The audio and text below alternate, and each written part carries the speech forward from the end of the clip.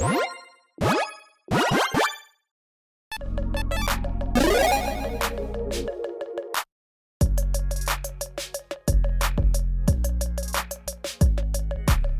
everyone, Mitch coming in from the Commanders Core studio. Welcome to the show. So today's episode comes to you courtesy of the amazing folks over at Custom Dragon Highlander, a fantastic community that makes amazing custom cards and does great contests like this. And a huge thank you to Alno for putting all this together. On today's episode, we've got roguelikes. That's right. Some of your favorite games of all time, at least some of my favorite ones. Now you get to see some of the characters come to life in Magic with some amazing custom cards, some amazing custom commanders. Let's jump into it. So let's start things off at 10th place from Agent Rat. And Agent Rat said, you know what? Let's make Leshy the main act. Let's start with that first. It can be your commander. For 3 mana in green, the first lore counter, create a 1/1 green scroll creature token. The second one, draw a card, then populate. The third, exile this saga, return to the battlefield transformed under your control, and it flips over to, of course, Leshy, Scribe of Beasts, a Golgari commander, 2/5, Death Touch, indestructible god. At the beginning of each player's upkeep, that player may create a 1/1 green scroll creature token, or draw a card and lose 2 life. A fine sacrifice. Whenever a player casts a creature spell, counter it unless they sacrifice a creature. All over again, whenever Leshy leaves the battlefield, return it to its owner's hand at the beginning of the next end step. Quite spicy. So this is what Agent Rat had to say about the design. I wanted Leshy to feel like you were playing Inscription, so the front side being the tale that Leshy is telling, and the back side being Leshy himself was a flavor win. I would imagine the deck would function as aristocrat style deck with lots of token generators while using single target removal to keep your opponents in check. Yeah, I love this design. I actually, to be completely honest here, I just ended up finishing Inscription myself, actually. So I was not going to be aware of who Leshy was right before this contest, and all of a sudden I was like, you know what would be a fun game to play? Inscription, and it lined up perfectly.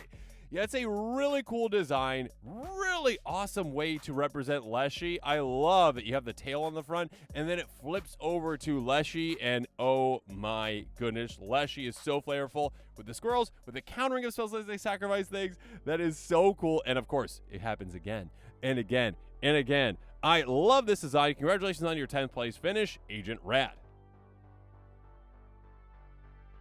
Next up, though, we've got 9th place from Nadia. We've got the Defect. Oh my gosh, Slay the Spire. Yes, 2/2. Legendary artifact creature, construct for 4 mana, and is it? When it attacks, gain 2 energy. Pay an energy plus 1 until end of turn. Pay 2 energy, 1 damage to any target. Pay 3 energy. Deals damage equal to its power to any target. Pay 4 energy, double your energy. Activate only sorcery only once each turn. Yeah, that's powerful. That's fun. Now let's see what Nadia had to say about the design. The Defect is my favorite character from a roguelike, hands down. His design in Slay the Spire is completely based on his orbs in the game. Why change anything when it already fits so well? Well, Nadia, I agree.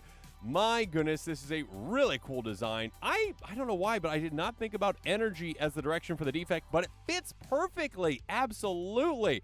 The Defect is definitely my very favorite character in Slay the Spire. I mean, I just play that one on repeat, essentially. Yeah, get all the different things, get all the different effects, and all of a sudden get all the power-ups, and yeah, you're just going to do some crazy things.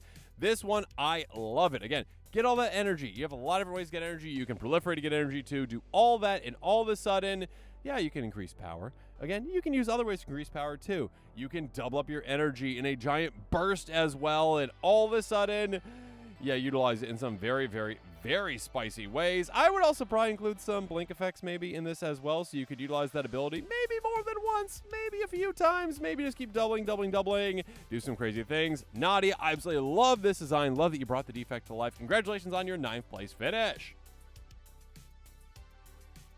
Next up, moving on to 8th place from Stormcrow, we've got Isaac, Child of Blasphemy, a 3/3 human. War, discard a card for 3 mana in Esper, Devil Room. Whenever Isaac attacks, the top 4 cards of your library may cast any number of aura cards from them by paying life equal to mana value instead of their mana cost. Put the rest of the bottom of the library in a random order. Stormcrow had this to say about the design. With my design, I aim to capture the existing feeling of finding new items and progressing your character that defines roguelikes. I felt like the Devil Rooms and Isaac really encapsulated that feeling, so centered my design around them. I envision players pumping up Isaac with huge enchantments, with ways to grant lifelink being especially powerful. Well, Stormcrow, I agree. This is a really cool design in something that Wizards, take notes. This is amazing when it comes to auras. Being like, you know what? Let's attack. Let's get auras for free, but there's a cost to them. I love it. I absolutely love it. The concept of building over time, gaining those items over time, building the character over time, and, you know, maybe just hitting an Eldrazi conscription off the top of the library and saying, Isaac is now an Eldrazi and will decimate you with Annihilator.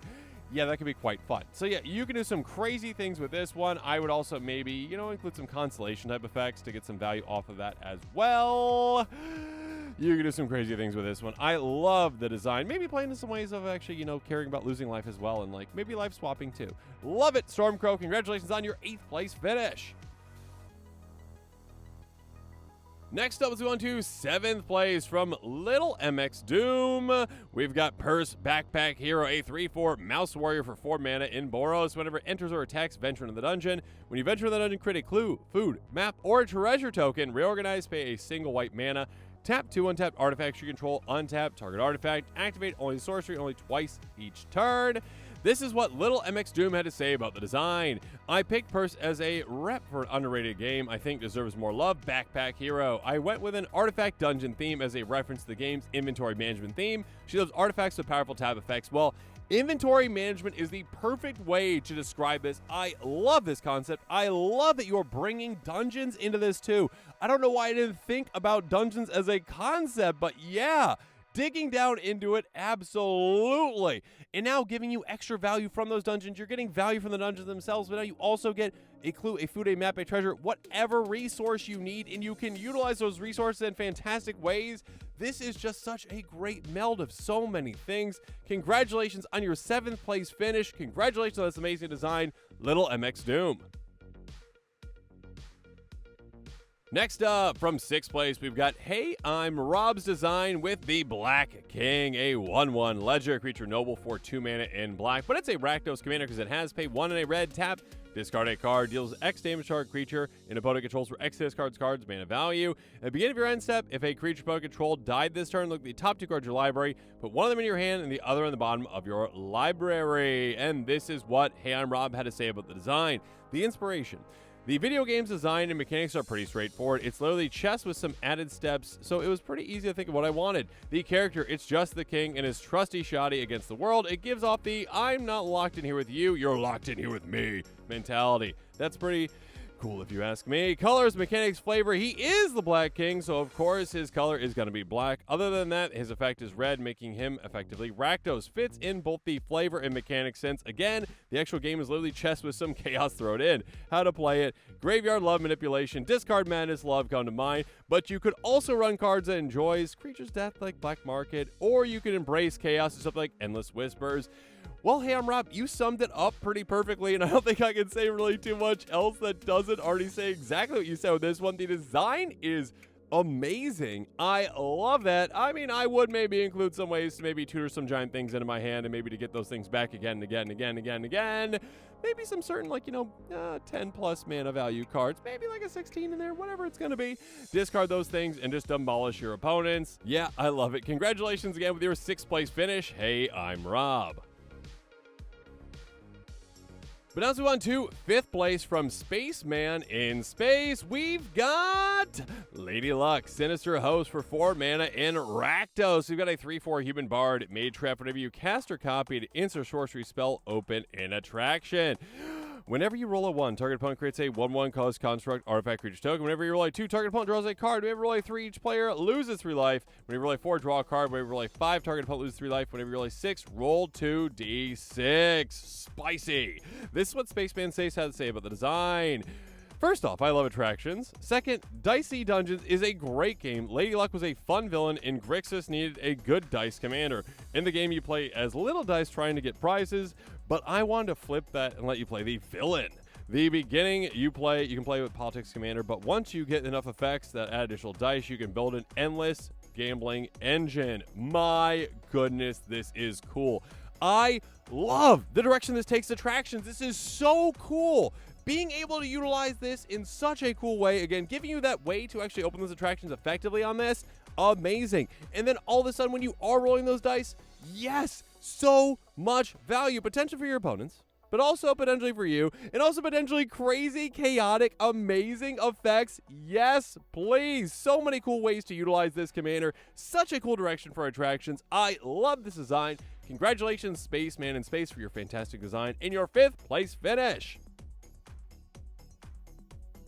Next up, let's move on to 4th place from Piotr. We've got the Lich Gungeon Master. 5/5 Skeleton Slinger with first strike for 7 mana in Grixis. When this creature enters, whenever you cast a spell, 2 damage to any target, Lich's Eyeball, you may pay 0 rather than pay the additional cost of spells you cast. Oh my goodness, that is spicy. Let's see what they had to say about this design. I want to create a card for my first and favorite roguelike, the Lich. I thought would be a good representation of the cool, interesting things from Enter the Gungeon. Well, yeah, Peter, I think this is a crazy cool design.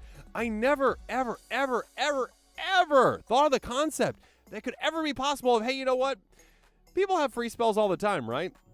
But instead of the spell being free, what about the additional cost being free? That is spicy. There are some really cool and crazy things that you can do with this. Absolutely love it. I love the whole creature coming into play as well whenever you're casting a spell. Yeah, let's deal some damage as well. Let's just deal some damage around. Let's sling. And then, of course, slinging those spells left and right. A very cool, very powerful design. Congratulations on your 4th place finish. Next up at 3rd place from NocturnalLight, we've got Commando Cornered Gunslinger, a 3/2 human soldier with first strike and haste for 3 mana in Nadia. Whenever it attacks, it explores. Whenever it explores it or an equipment card, you may pay Boros colors. If you do, put that card on the battlefield attached to Commando. And this is what NocturnalLight had to say about the design. I chose to make a card for Risk of Rain. Risk of Pain is a different game. I think there's no better character to represent this iconic series than the first character you unlock in both games. I built the mechanic around the main gameplay loop.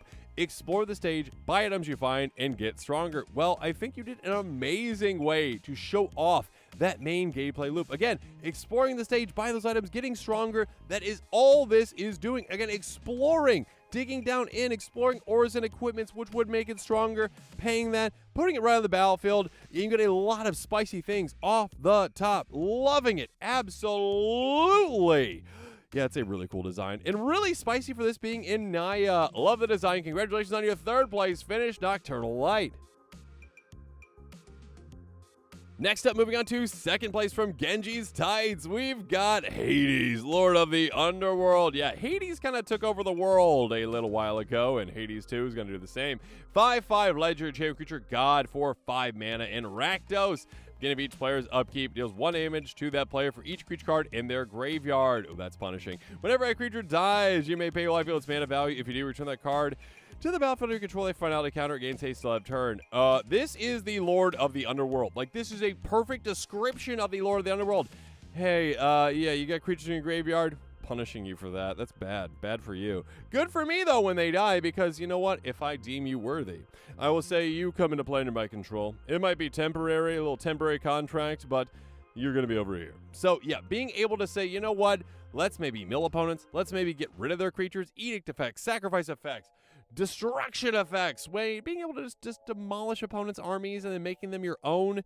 But also just say, I demolished your army, and you're going to pay for it. You're going to suffer for it. Maybe get some damage doublers, damage triplers, and maybe some lifelink on this commander.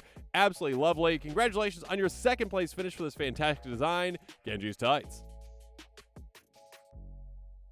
Moving on, though, we've got 1st place from Lo Choi, and we've got the Beheaded. Yes, absolutely. So excited to see Dead Cells represented here. A 3/2 zombie warrior for 2 mana in Rakdos. Escapes with a haste counter on it. Absolutely it does. Escape for 3 mana, essentially in Rakdos colors. Exile 3 cards from your graveyard. Whenever it attacks, remove a counter from a permanent. If you do, venture in the dungeon. Repeat this process once if a creature died this turn. My goodness, this is so flavorful, so spicy. Again, the loop, doing it again and again and again, escaping right away and going at it, just starting up again, resetting from the beginning and saying, you know what, we're going to keep going. We're going to get rid of things. I love the whole, removing things from permanence. You can do some crazy things with that as well. And you can repeat the process if a creature died, including this one, of course. Yeah, you can do some crazy things with this. You can do some crazy plays where you're working with counters in different ways. I mean, I'm thinking about, like, undying creatures, persist creatures, things like, oh, okay, yeah, I can come back again. Thank you. Appreciate that for moving that counter. It's a very spicy design. I love the just go at it approach with this one. A really cool card. Congratulations on your first place finish. Low joy. Again, a massive thank you to all the amazing people over there at Custom Dragon Highlander, those that created these cards, those that voted on these cards, the entire community, and Alno for putting all this together. If you are excited about these cards like I am, if you want to join this amazing community, make sure you check out that Discord invite link in the description below. And with that, this episode is coming to a close. Make sure you comment below with your thoughts on it. And of course, as always, thanks again and have a good one.